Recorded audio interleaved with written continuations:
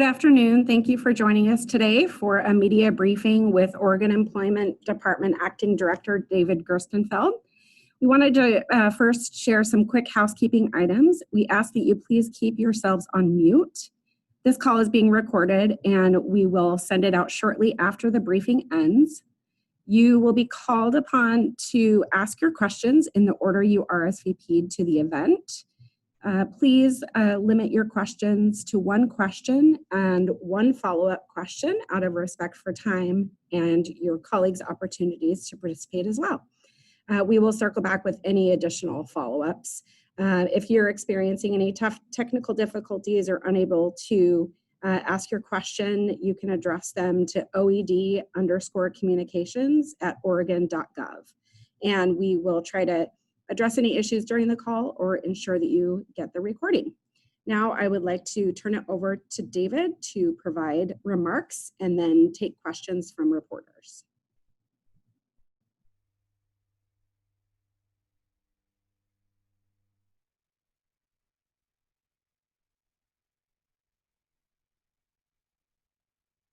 And our commitment to improving communication with Oregonians about the status of their claims. It continues to weigh heavily on me and on every employee in our agency, the extraordinarily challenging circumstances that many Oregonians find themselves in as a result of being out of work and not receiving benefits they have earned. What is keeping us up at night is knowing that a delayed check from us means that somebody might not be able to pay their rent, buy grocery, or pay their bills. We know Oregonians are still waiting and they continue to feel frustrated. We're doing everything in our power to do right by them, and we are pleased to share some of the actions that we have taken and that we plan to take. I also want to share that we are absolutely committed to centering equity in all of the work that we do to ensure that every Oregonian who is eligible for unemployment benefits can access them. We've taken many steps.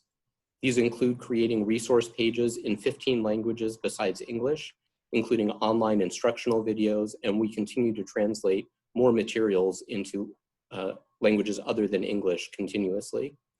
We are working with Department of Human Services, refugee settlement agencies, and with others to make it easier for people to access our services. Webinars are being translated into other languages, and some will be done in Spanish. We have language-specific pages that include detailed translated instructions for how people can access our work source centers and our new language access email to request a call back from somebody in a language other than English. I want to talk a little bit about the progress that we have made this week. We have continued to scale up our efforts dramatically. Our employees have been working long hours and have processed 97% of the unemployment claims that were filed between March 15th and today. While it is certainly not enough, we have issued $1.5 billion in unemployment benefits. And I do want to break that down a little bit because we do now have some data to share about how that breaks down by program. We've paid out more than $833 million in regular unemployment benefits. That category does include both regular unemployment and some other programs, such as the PEUC, one of the federal extension programs created by the CARES Act, and several specialized unemployment programs, like those for federal employees or former service members. We've paid more than $547 million in federal pandemic unemployment compensation, the $600 plus up payments created by the CARES Act legislation. Since we launched the PUA program on April 28th, we have paid more than $69 million through that program. And we've paid more than $21 million through the WorkShare program. That's a program where employers avoid laying workers off by voluntarily agreeing with the employment department to temporarily reduce workers' hours, and those workers then receive partial unemployment to make up for some of the reduced hours. We previously announced our Project Focus 100, and when we launched that on May 29th, there were 38,000 claims for regular unemployment insurance benefits that we had not yet been able to process. Nobody can receive benefits until we process their application. For some people, additional work is needed after that processing for them to receive their benefits, but nobody can receive benefits until we take that step. And we knew that that was a crucial thing for us to address to make sure people get benefits as quickly as possible. Our goal on May 29th was to process all 38,000 regular unemployment insurance applications that we had received by June 12th. As of yesterday, we have processed 85% of those, and we remain committed to processing the remaining 5,800 claims by June 12th. A key part of our ability to do this was having some of our most experienced claims experts focus on processing the claims that have been waiting the longest. Once we complete processing all of those claims, we will have those experienced employees focus on people who need more work besides just that initial processing to receive their benefits, again, prioritizing people who have been waiting the longest. To date, the total number of claims for regular benefits that we have that have not yet been processed is 13,000. So this includes not just the 5,800 remaining from the Project Focus 100, but also the more recently filed applications for benefits, including those filed just this week. Importantly, that 13,000 number is less than the number of new applications that we're receiving each week. So we are continuing to make good progress. We're using 4 strategies. We're continuing to surge, hire, and train people. We're focusing on the most complex cases and those that have been waiting the longest. We're using technology to close gaps, and we're increasing our communication. To talk about the communication, we're doing a number of things. We're working quickly to implement several ways to communicate better with Oregonians about the status of their claims. We're proud to share that more than 150 employees from the legislative and executive branches of state government and the National Guard have signed up to volunteer time outside their normal job responsibilities to communicate with Oregonians about the status of their claims. Volunteers made hundreds of calls yesterday as we trained them to reach out to people waiting to hear about the status of their benefits. They're jumping in at full speed today to make many more calls. Citizen soldiers and airmen have been trained to provide support and are making outbound calls today, focusing on people who are waiting for pandemic unemployment assistance or PUA benefits. We're working to improve our website so Oregonians can more easily get the information that they're looking for. We're committed to accountability and transparency and have been updating our new unemployment claims progress dashboard every weekday. We're also considering other tools outside of our regular telephone hotline to communicate proactively with Oregonians and hope to have more to share on these efforts in the coming week. So that Oregonians know what to expect, we update the status of their claims online each evening so that they can check their status the next morning. Throughout the COVID-19 crisis, we've continued to add capacity to our phone system. Last week, we added another 138 lines of capacity to our contact center phone system, and we continue to add more. We launched a dedicated PUA phone line.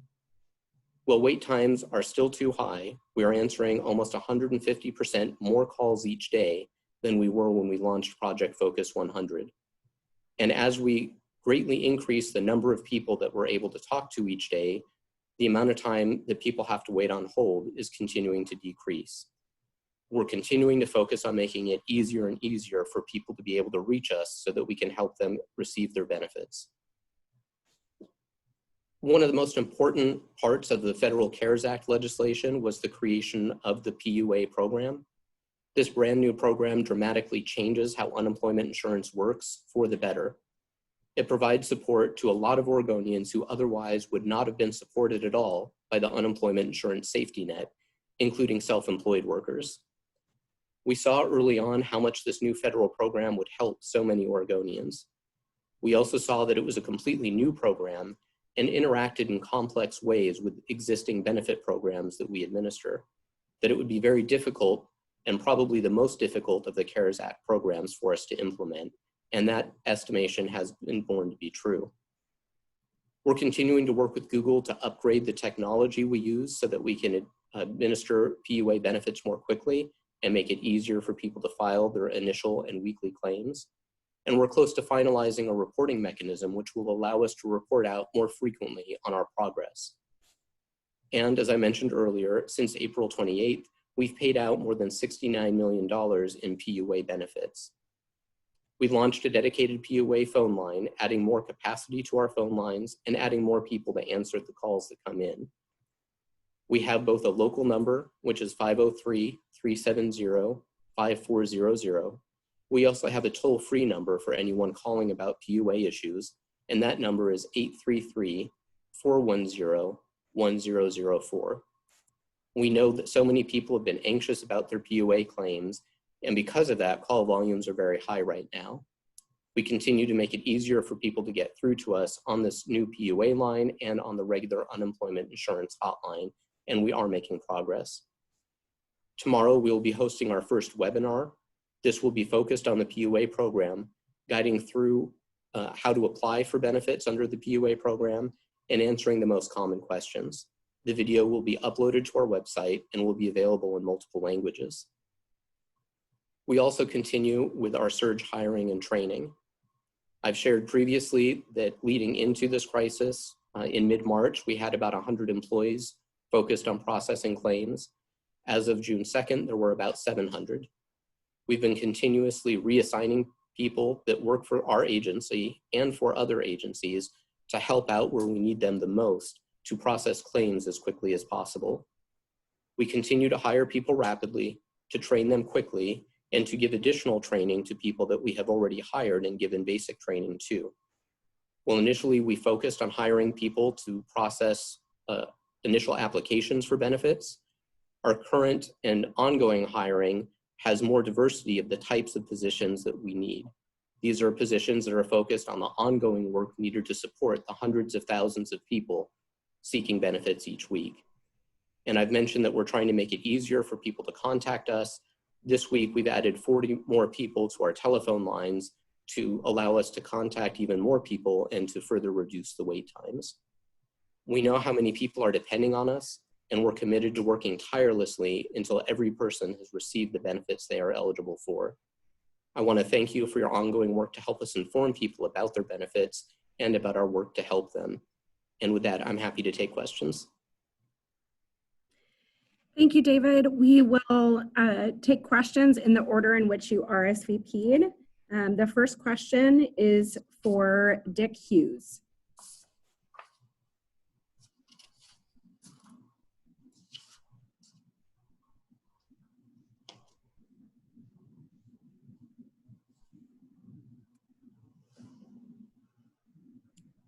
Can you hear me? Yes. Thank you. I couldn't find the button for unmuting. These all seem like very reasonable and wonderful steps that you're taking, and thank you for doing them. Why did it take so long to implement what seemed like very common sense steps? I think some of these were things that were being worked on previously. We certainly have honed our focus. A lot of the training, it takes significant time to train people and to hire them. The training particularly, we've really accelerated the timeline, but there is just a natural lag between when we first hire someone who may have no experience at all with unemployment insurance and have provided enough training for them to help people. We've been in a constant cycle of doing that training and increasing our capacity. So I think that a lot of the benefits of that early work are coming along. And I think certainly we heard very clearly the frustration that the public was sharing with us about their not being able to get through to us on the phone lines and the other challenges. And we really rededicated our focus to looking at any possibility of what we could do to help. Thank you. And just one clarifying question, follow-up if I may, and that is, have all people who have filed been notice of their status, including those people whose claims have not yet been processed? So everybody, and I apologize for getting a little technical, everybody who has filed for regular unemployment insurance has received at least some initial notification that we've received their application. Some of them have not received real recent updates about the status, and that's part of the impetus behind our using the volunteers and the National Guard to do that affirmative outreach. So they're really jumping in starting today, and we expect the vast majority of people this week and next week to either have their claims completed, their process, they're receiving benefits, or to have heard from regular employees of the department or the National Guard or our volunteer colleagues about the status of their claim. Thank you. Thank you. The next question from Tim Riley with KPTV. Tim, go ahead.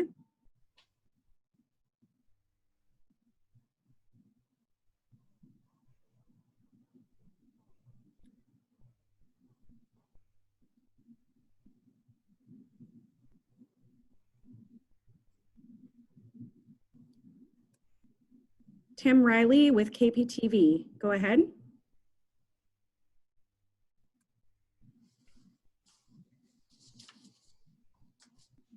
Okay.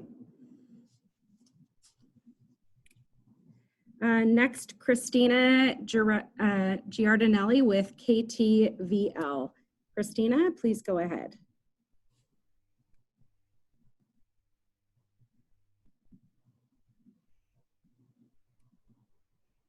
Looks like they're not able to hear us here.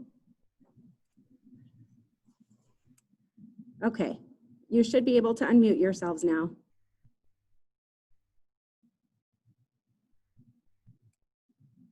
Christina Giardinelli.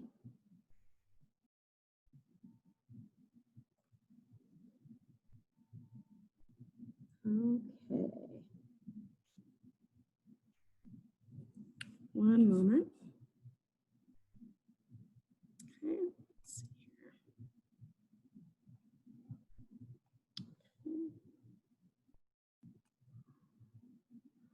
Allow participants to unmute themselves. Okay, one moment. You should be able to unmute yourselves now. Let's go to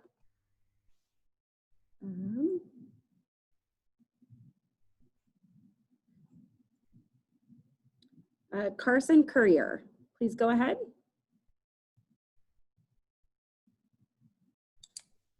Can you hear me? Yes. Awesome. Okay. My first question is, so what about the people who are still waiting for claims to go through who have recently just gotten a job? Will they be compensated for the 3 months they have been out of work due to COVID-19? Oh, one moment, David, 1 second. He needs to be unmuted.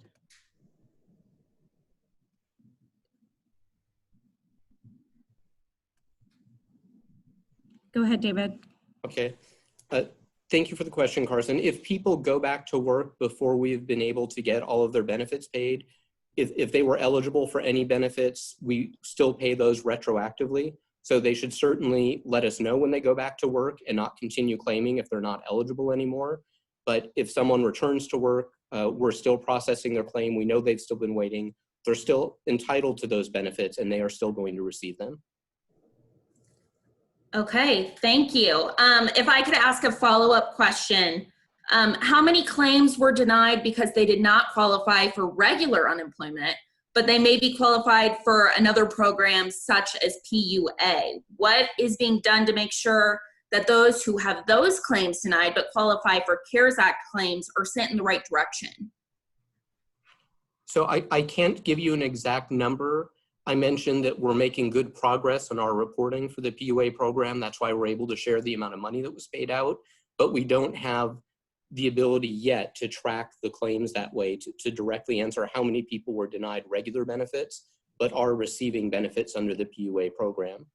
In terms of what we're doing to direct them to that program, we're doing a number of things. So if somebody receives the formal decision from us informing them that they're not eligible for regular benefits, we're also informing them about the PUA program so that they can apply.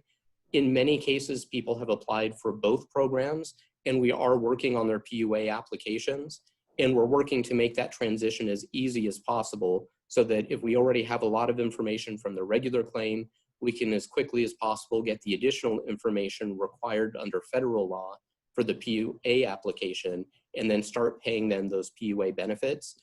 And we are making those benefits retroactive to the first time they were eligible, even if they did apply for the wrong program, because we know that that hasn't been clear to people and it's been confusing with multiple programs out there. Okay, thank you so much.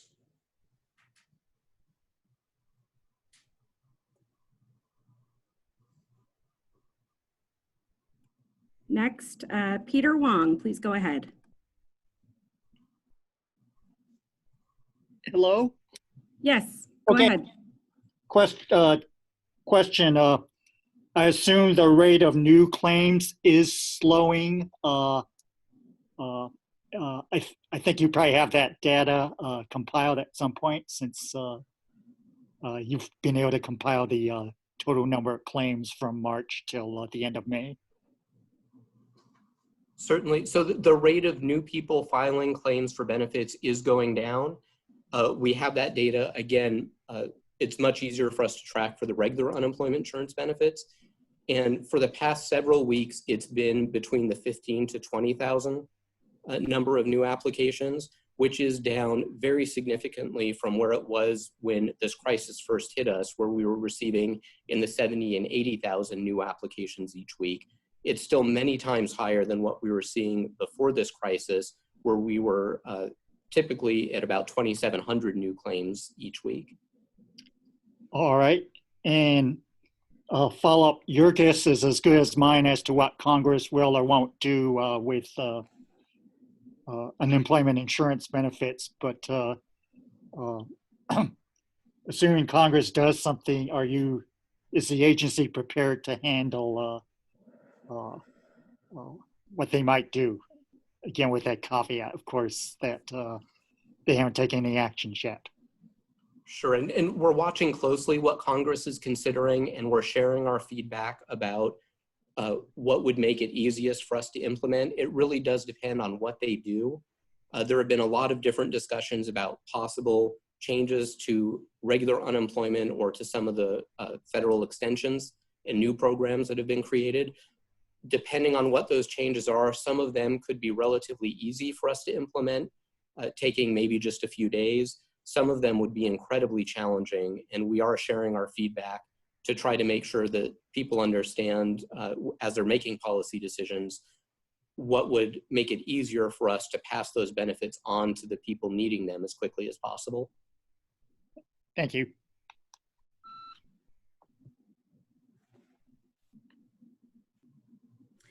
Thank you. We are unmuting participants one at a time. Thank you for your grace and patience. Next, Lindsay Nadrich with COIN. Lindsay?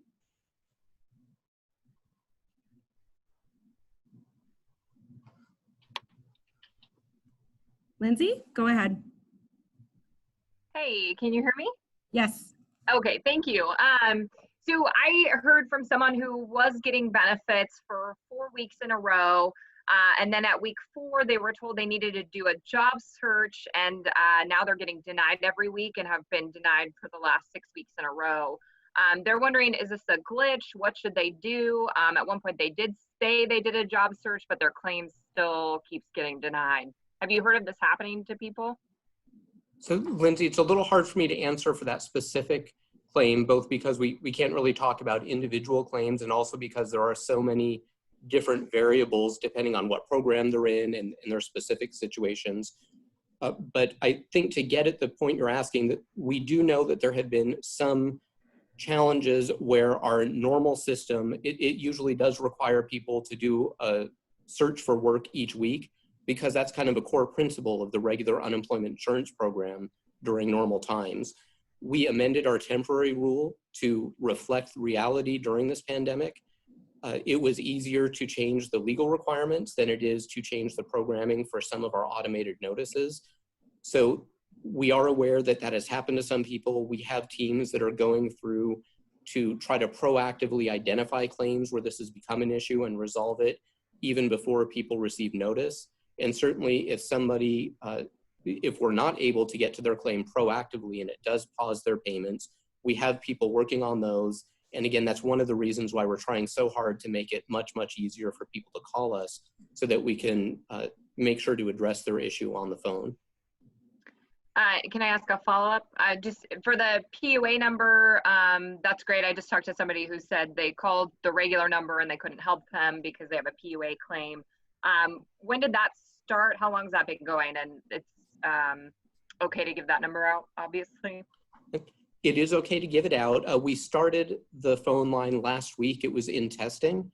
And we wanted to start out slow to make sure that it would sustain the number of people calling. That's part of the reason why we were adding those 138 lines last week. We did learn, as we've learned a few times during this pandemic, that when people are anxious to contact us, if they discover a phone number, it gets shared on social media and in other media. So we were already seeing pretty high call volumes even late last week. This week was kind of our official public launch of that number. And we are seeing a lot of people trying to reach us. We're helping them as quickly as we can and continuing to add technical capacity to our phone system and people to answer all those questions. Great, thank you. Thank you, Lindsay. And next, Mike Rogaway with the Oregonian. Go ahead. Hi, you hear me all right? Yes.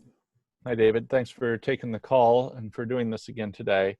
The first question I have is I want to understand the PUA numbers clearly. Are we talking that 69 million doesn't include the additional $600, I presume, for each claimant, or maybe it does. I want to be clear on that. And then where are we as far as figuring out the number of PUA claims filed and paid at this point? So you're correct. The $69 million is just the base PUA benefits.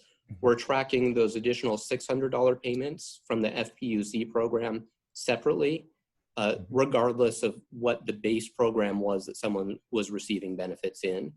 In terms of having data about the number of people who have applied for PUA, the number of people that are receiving benefits, we're working on that really hard right now, and that's that next stage of the reporting that we're focused on getting. As soon as we have that, we will share it, but we weren't able to get it completed this week, and we did want to share at least the higher level aggregate information that we have figured out of the amount of benefits that are paid out. So I don't know how many more there are. But oh, sorry, could you mute me? I Please don't know how to mute remute yourself. myself. Thank you. Oh, there. Okay, thank you, David. And then for a follow-up, I wanted to ask about the computer systems generally, and I realized this wasn't necessarily a program you were running the last several years, but what specific issues do you think got in the way of a faster upgrade? Obviously, the federal money came in 2009. The upgrade process started in earnest in 2007, but whether we're talking 16 years or 8 years, that's a long time frame for upgrading a computer system. In the private sector, obviously, an 8-year project like that would be useless. What are the fundamental issues you think that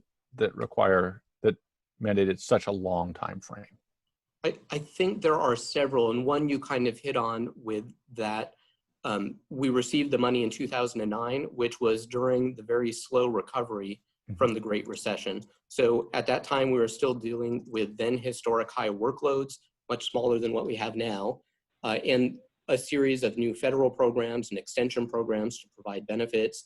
And just as we wouldn't be able to pull our dedicated staff away from processing claims now to start a major initiative like that, we weren't able to do that until the recession was further in the past and the recovery was more firmly established. From that point on, there are a number of things. It is a very complex set of problems, and when we talk about modernizing the unemployment insurance system, it's actually a whole series of systems. We had seen a number of other states go through this process, had seen a lot of the challenges that they had faced, and did not want to end up in the same situation that some states had, where they had spent millions or tens of millions of dollars on a system and either ended up with a failed project, or they had a project, they had a successful system at the end, but it still really didn't meet the needs of the public. So we did spend time looking at what worked well in other states and what didn't work well, and figuring out exactly what requirements we need to be successful in Oregon. We have over 1,500 of those requirements spelled out. We've been working with our oversight partners who are there to make sure that we think things through well and thoroughly, and that we prepare thoroughly so that we are being responsible with public funds as we go through this process.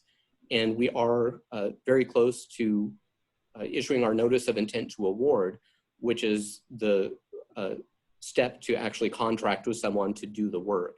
So a lot of the work that has to be done is before the contract is signed to make sure that we're looking for the right vendor and that we're describing the right system that we need to serve the public, not just now, but going forward for many, many years as programs and economic conditions and technology concerns continue to evolve. David, so I'm clear, is the thought then that given the nature of a system, an 8-year modernization project is inevitable? Or is it that there are aspects of the processes or procedures that cause it to take so long? I don't think it's inevitable that it would take 8 years, but we saw several states that went quicker that failed, and we didn't want to do that here. There are a lot of pieces to doing it successfully, from designing what we want, as I mentioned, the procurement process to make sure that we're being fair and following all of the state procurement requirements. I do think it's inevitable that it is a long, complex, challenging project, and we didn't want to rush it and have it be an unsuccessful project. Thank you. Thank you, Mike. Okay, next question from Tracy Berry. Go ahead, Tracy. Hello, good afternoon. David, if you could talk a little bit, the Attorney General in Oregon issued a warning today saying that some of your folks have apparently detected some imposters filing claims for unemployment benefits, and wondered if you could give us a sense of how extensive you think that is and whether they might be tied to some of the same group that was committing the fraud up in Washington State. Thank you, Tracy. We do think that some of the same people that are trying to commit fraud in Oregon are doing that in other states. In terms of scale, I'm a little reluctant to talk publicly about what tools we are using to detect it and how much we've detected. We are finding fraud. We're frequently able to detect it before any payments are made, which is great. And we want to encourage people, certainly, if they see anything that seems odd, to let us know right away, so we can continue to do that to prevent criminals from taking benefits that other people need. So we know that there are a lot of attempts to commit fraud and that they've escalated quite a bit because they see the additional federal funds, and they know that all of the state unemployment programs are stressed by the number of people needing assistance. We're working closely with other states to share information. We're working with local, state, federal law enforcement. We're part of the National Association of State Workforce Agencies Integrity Center Steering Committee and have been at the forefront of adopting the tools that are created there for states to use to help prevent and then find and prosecute when people are committing fraud. In terms of just quick follow-up, in terms of numbers to give people a sense of this, are we talking like 1 out of every 1,000 filings or 10 out of every 1,000 or something? Can you give us some sort of hard sense of that? I really don't have any hard numbers to share with you right now on that, but I apologize. Do you sense it's extensive or just sporadic at least? We do think that there are at least extensive attempts to commit fraud. Whenever there's a situation like this, you only know the fraud that you have found. We are finding a lot and preventing a lot, and we're continuing to increase the tools that we're using to find more. Thank you. Thank you, Tracy. Next question from Claire Withacombe. Please go ahead, Claire. Hi, can you hear me okay? Yes. Great. I have spoken to a couple of self-employed and gig workers who are applying for PUA, and they've spoken about getting sent over to the tax division of your agency, if I'm not mistaken. Could you help me understand why they're being sent there and what sorts of issues you're seeing? Sure, and that's been one of the challenges with the PUA program. I mentioned that it was one of the most complex. I think it is the most complex of the new programs that we're administering. And the challenge is that we are required by federal law to make sure before we pay any PUA benefits that the person is not eligible to receive any sort of regular unemployment insurance. Frequently, people that are self-employed or doing gig work, some of the work that they're doing is covered by Oregon's regular unemployment insurance program. Some of it is not. So when somebody files a claim, they may consider themselves a gig worker. They file for PUA benefits. We're legally required to first determine whether they can receive regular unemployment insurance benefits. Sometimes that's a very quick, simple process where we can look at what they've provided and we know whether what they did was considered covered by the UI program without having to do much more work.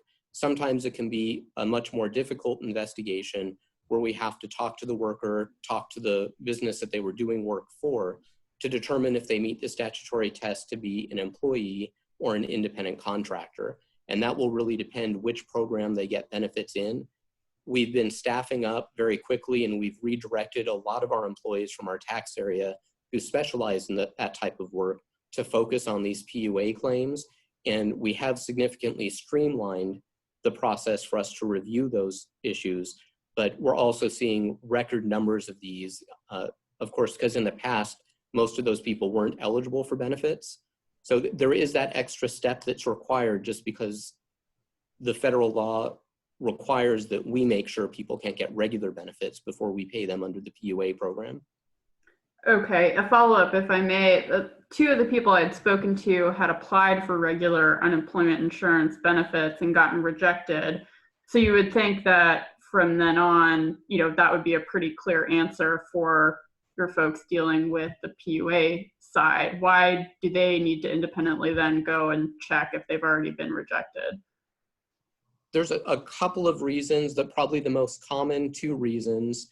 One gets into a technical part of the unemployment insurance program, which is that each calendar quarter, additional wages come into view for determining if someone's eligible for regular benefits.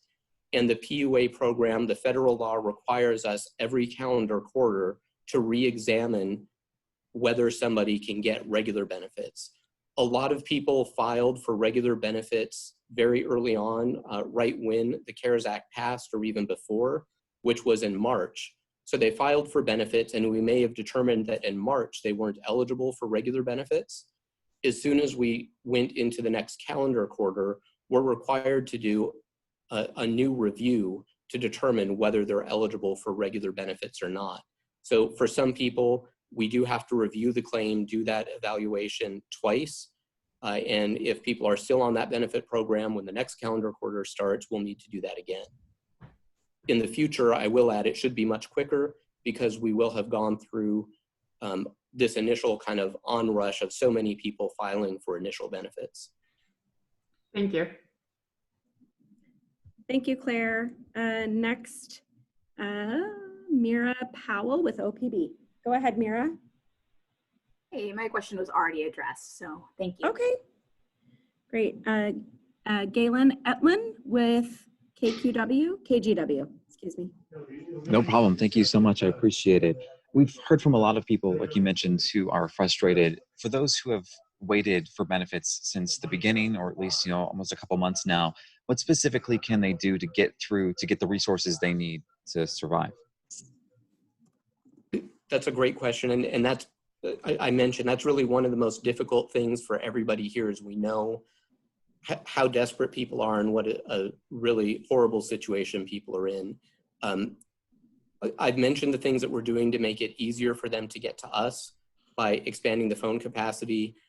One of our key things is really focused on those people that have been waiting the longest and our affirmative outreach to them to resolve their claims. We're also actively working with some partners to make it easier for us to direct people to other resources that may be able to assist them, either while they're waiting to receive benefits, or there are still some people that unfortunately aren't eligible for any of the benefit programs we administer. And we have some information available. We're working on making that more robust to point people to other resources that might be able to help them. Any specific advice for what they should or should not be doing right now as they work to follow up on their claims? If they're following up on their claims, they should keep filing weekly. Certainly that will avoid further complications. If they were seeking PUA benefits, they should file those weekly claims in the PUA system. If not, they should file them in the regular system. We can fix that if they file in the wrong system, but it will certainly streamline the process if they do that. If they do hear from us, get back to us as soon as possible. One of the issues that we've run into is that we have a pretty complicated phone system, which works well, and I've mentioned how much we're adding capacity.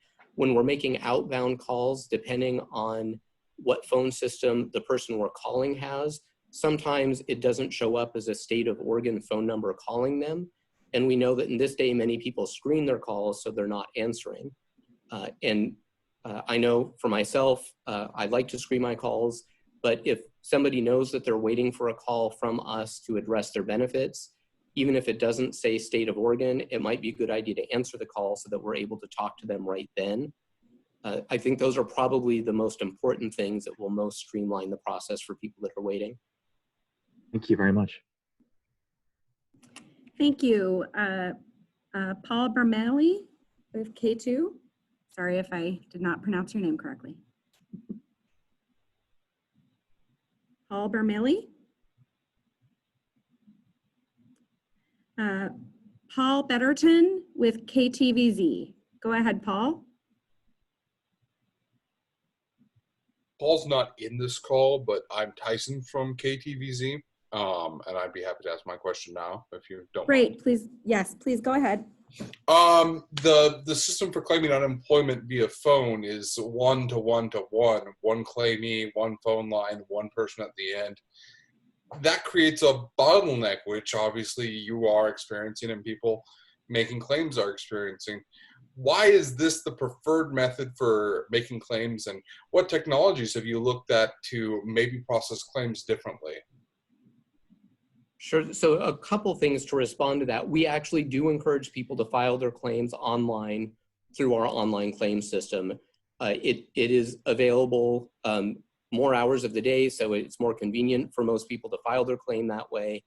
And a huge number of claims that we received have been filed through that online claim system that we're able to process without somebody having to speak with us. Even during normal times, there are some types of claims that are more complicated where people do have to call in to speak to us.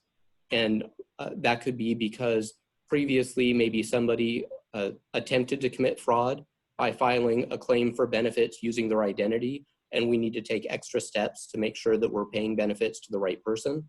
There can be a number of issues that can require someone to call us. During normal times, that's such a small number that that 1-to-1-to-1 issue that you mentioned isn't a barrier. It certainly has been now, which is why we have both tried to streamline some of the automated processing, which we've done. So more claims are being processed automatically through the online claim system than was going on prior to the pandemic. Not just a higher number, but a higher percentage of claims are going through automatically. And of course, we're continuing all the work to expand all the pieces of that puzzle, adding capacity, adding people, adding training. That is one of the drivers for our modernization effort, was to even further expand the ability for people to kind of self-serve, to make it more user-friendly for them to be able to file online and have their claim go through without having to talk to us unless there's a particularly complex issue. Follow up and expanding on what you just said, can you give some specific examples of things you've learned from this situation that you are working to improve upon? Certainly, and I'll share first of all that many of the challenges that we have, I mentioned earlier that we have over 1,500 specific requirements that we've determined that our new system will need to meet. Many of them are things that we're dealing with now and that we are working on new ways of addressing in the interim. I think the biggest area for lessons learned is with the PUA program, which was so new. And creating that new program and creating a new way for people to apply has been a challenge for us. That's one of the reasons that we partnered with Google, and we're asking them to help us make it more user-friendly and more automated. Some of the things that are completely new during this recession, one is the use of social media, and it's both an opportunity for us to share information more broadly with people. It also did create a challenge when we tried to expand and open up new communication channels. I mentioned earlier that as soon as we have a new phone number, word travels very quickly. So it's been more of a challenge for us to do kind of a test to make sure things are working smoothly before word travels quickly and we pretty quickly get flooded with all the people that are waiting for the assistance that we're trying to offer. So those are some of the new challenges that we've run into during this recession. Thank you for your Tyson. time. Thank you for your time. Next question, Mike Turner with KXL. Go ahead, Mike.